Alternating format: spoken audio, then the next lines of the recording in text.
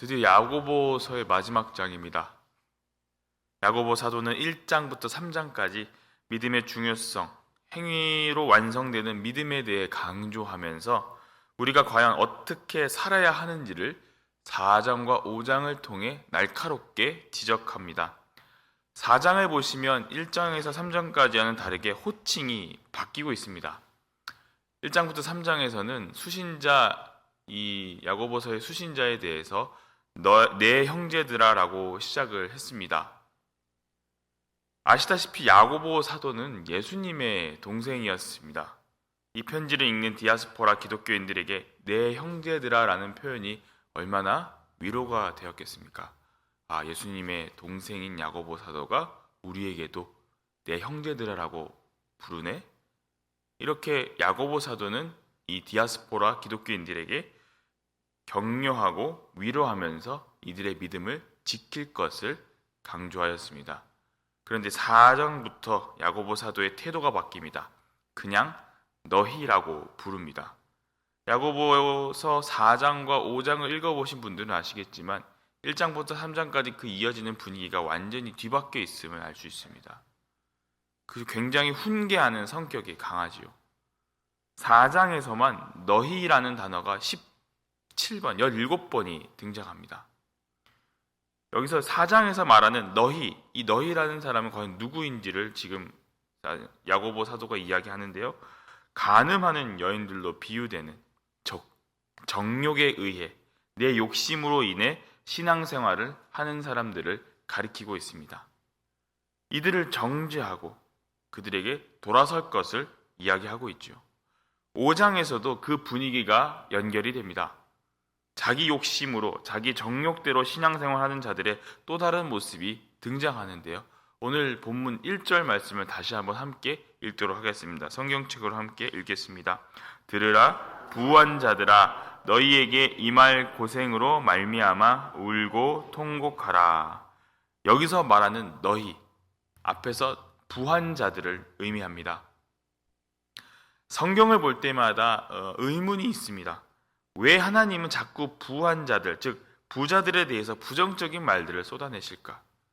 구약의 믿음의 조상들은 엄청난 부자가 되었고 엄청난 축복을 받았는데 왜 이렇게 신약에서는 부정한 말들을 쏟아내실까? 여러분, 제가 질문을 드리겠습니다. 돈이 있는 게 낫습니까? 없는 게 낫습니까? 있는 게 낫죠. 그렇다면 돈이 있는 게 죄입니까? 아닙니까? 죄는 아닙니다. 그런데 왜 성경은 돈에 대해서, 돈 있는 자들에 대해서 부정적으로 이야기를 하고 있을까요? 다 부정적으로 이야기하는 건 아니지만 대체로 부정적인 이야기를 많이 합니다. 그것은 다 이유가 있습니다. 신약에 등장하는 이 부한 자들은 그냥 단순히 돈만 많은 자들이 아닙니다. 예수님이 그리고 하나님께서 돈 많은 자들에 대해서 부정적인 이야기를 쏟아낸 이유는 다 그럴 만한 이유가 있다라는 것이죠. 오늘 본문 야고보서에서 이 기록된 부한 자들은 어떤 사람이냐면요. 1절 하반절에서 울고 통곡하라고 야고보 사도가 기록합니다. 울고 통곡하라는 것을 주로 여러분 우리가 어디서 많이 봤습니까? 선지자들이 심판을 당할 자들에게 울고 통곡하라고 주로 이야기를 하죠. 왜 울고 통곡하라고 이야기합니까? 하나님의 심판이 임하였기에 너희가 지금 울고 통곡하면서 회개하라고 이야기하는 것이죠. 오늘 야고보서에 등장하는 이 부한 자들 역시 이러한 맥락에서 볼 수 있습니다. 야고보 사도는 너희가 울고 통곡하며 회개하고 돌아오지 않으면 너희는 심판을 당할 것이라는 겁니다. 역사적 배경으로 봤을 때 이 야고보서를 읽는 수신자들은 12지파라고 지금 표현을 하고 있는데요. 이들은 세계 각지에 흩어진 디아스포라 유대 기독교인들이었습니다. 초대교회를 구성하고 있던 이 사람들의 특징이 무엇이었냐면요. 유대 사회에서는 이미 출교를 당했고 기독교인이라는 이유로 로마 사회에서 역시 박해를 당하는 자들이었습니다. 그렇다면 이들에게 과연 정상적인 경제 활동이 되었을까요? 이들에게 정상적인 경제 활동은 불가능했습니다. 이들은 비즈니스도 불가능했고요. 이들은 무역도 불가능했습니다. 남의 일, 남의 회사나 혹은 어떤 가게에서 남의 밑에서 일을 하는 것 자체가 더더욱 불가능했습니다. 그래서 이들의 삶은 역사적 배경을 살펴보면 하루 일하고 하루 먹고 사는 그런 품삯꾼이 대부분이었습니다. 이들이 과연 여러분 부자가 될 수 있었을까요? 절대 불가능한 이야기입니다. 그런데 이러한 자들, 이 초대교회 디아스포라도 이 기독교인들 중에서도 부한 자들, 부유한 사람들이 존재했다는 겁니다. 이들은 원래 예루살렘에서 원래 돈이 많은 사람들이었습니다.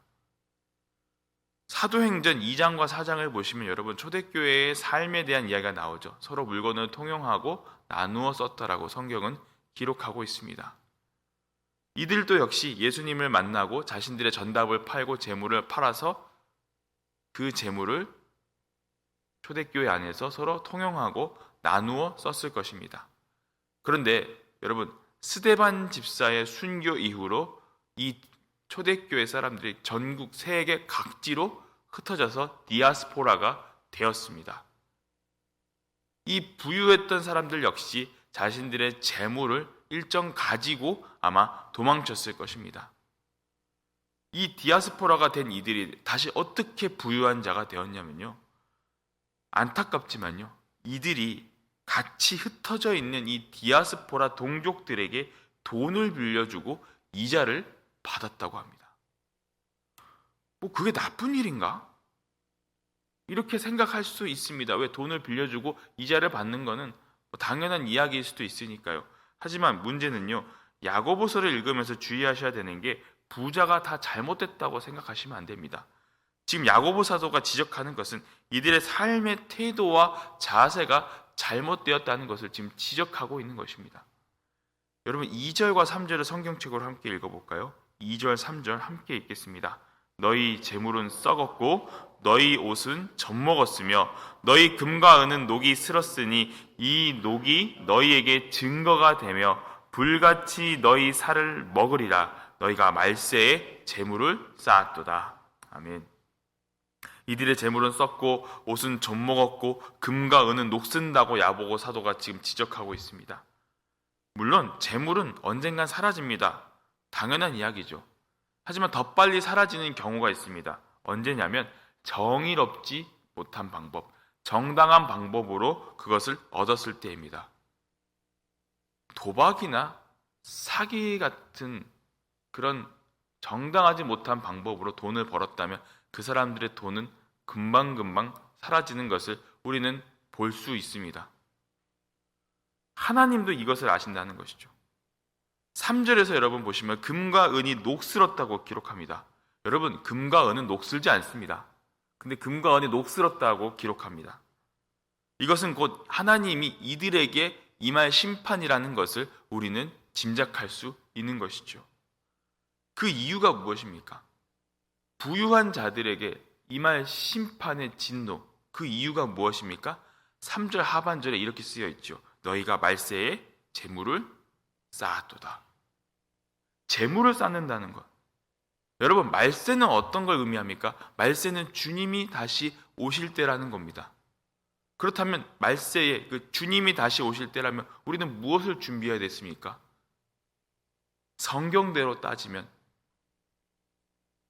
주님 다시 오실 날을 기대하며 주님의 신부로서 단정히 주님을 맞이해야겠죠. 하지만 이들은 그런 삶을 살지 않았습니다. 주님은 그것 때문에 성경에서 너희는 재물을 하늘에 쌓으라고 말씀하셨습니다.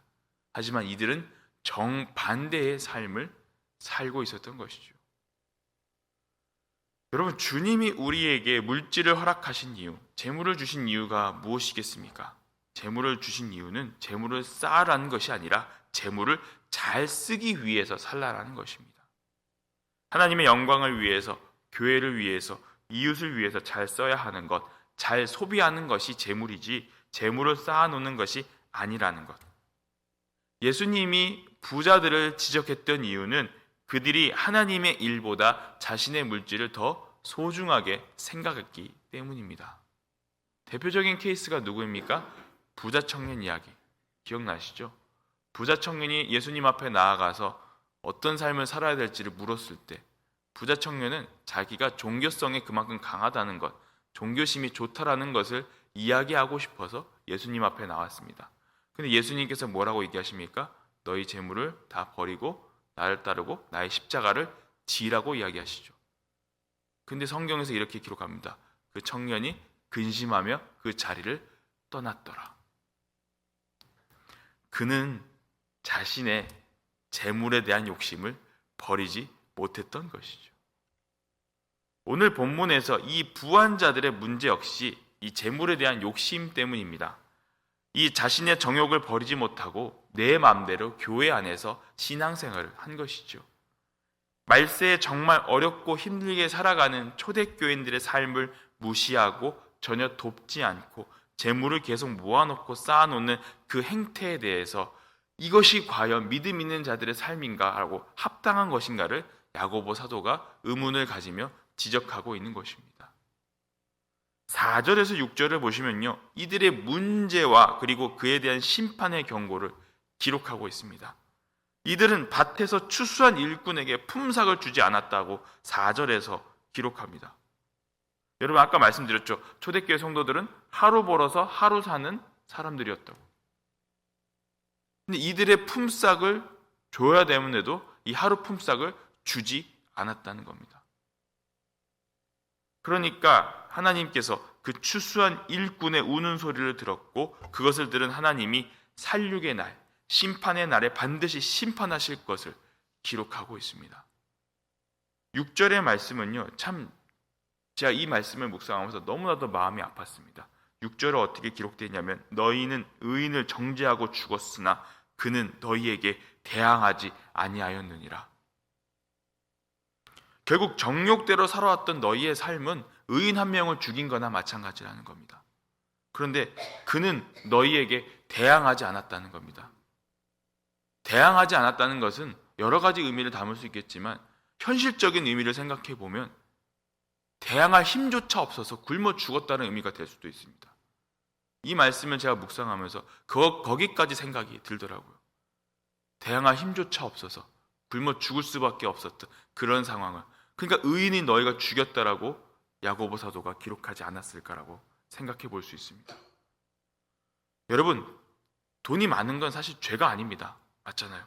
내가 정직하게 땀을 흘려 벌어서 이웃을 섬기고 교회를 섬기고 하나님의 영광을 드러낸다면 그것은 정말로 훌륭한 일입니다. 문제는 자신의 정욕대로 살아간다는 것이죠. 돈 한 푼 때문에 남을 죽일 수도 있다면 그것은 정말 악한 것이라는 겁니다.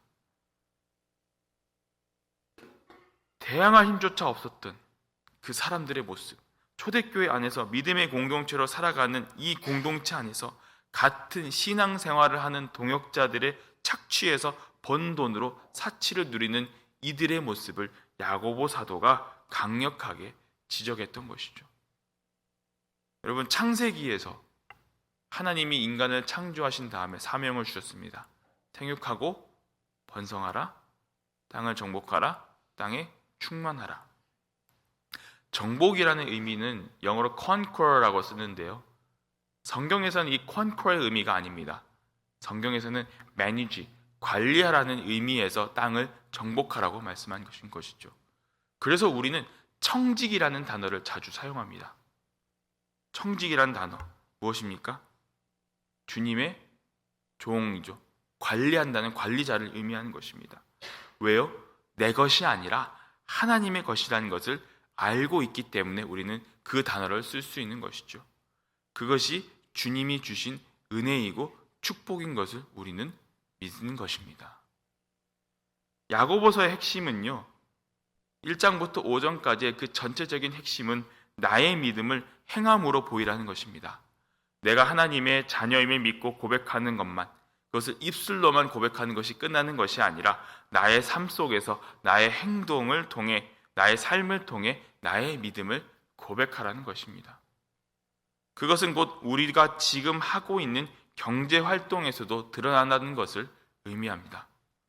믿음과 삶의 균형을 강조했던 이 야고보 사도가 오늘 이 마지막 장 초반에서 왜 물질에 대한 이야기를 했는지 지금 현대를 살아가는 우리에게 우리가 한번 고민해 봐야 할 문제라는 것을 다시 한번 일깨워 주고 있습니다. 재물에 대한 이야기를 한다는 게 참 어렵습니다.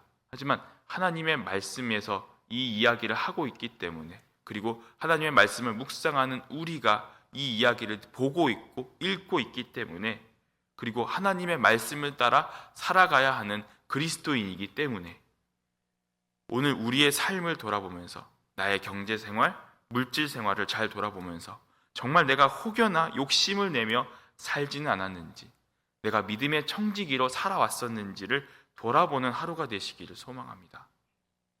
우리의 믿음이 개인의 정욕대로 살아가는 것이 아니라 나의 삶 속에서 하나님의 영광을 드러내며 살아갈 때 세상을 살리고 이웃을 살리고 교회를 살리는 이름을 깨닫고 하나님이 나의 주인임을 인식하고 그 주인을 위해 최선을 다해 모시는 믿음의 청지기로 살아가는 여러분이 되시기를 주님의 이름으로 간절히 축원합니다. 아버지 하나님, 우리의 삶이 하나님의 영광을 드러내는 삶이 아니라 나의 정욕대로 살아왔다면 주님 앞에 고백하오니 용서하여 주시옵소서. 너희는 먼저 그의 나라와 그의 의를 구하라고 말씀하셨지만 우리의 믿음이 부족하여 우리의 욕심으로 인해 그렇게 살지 못했던 때가 더 많이 있었음을 고백합니다. 주님의 자녀된 자로서 우리의 믿음이 입술로만 끝나는 것이 아니라 주님의 자녀로 살아가기 위해 우리의 삶에서 하나님의 영광이 드러나게 하여 주시옵소서.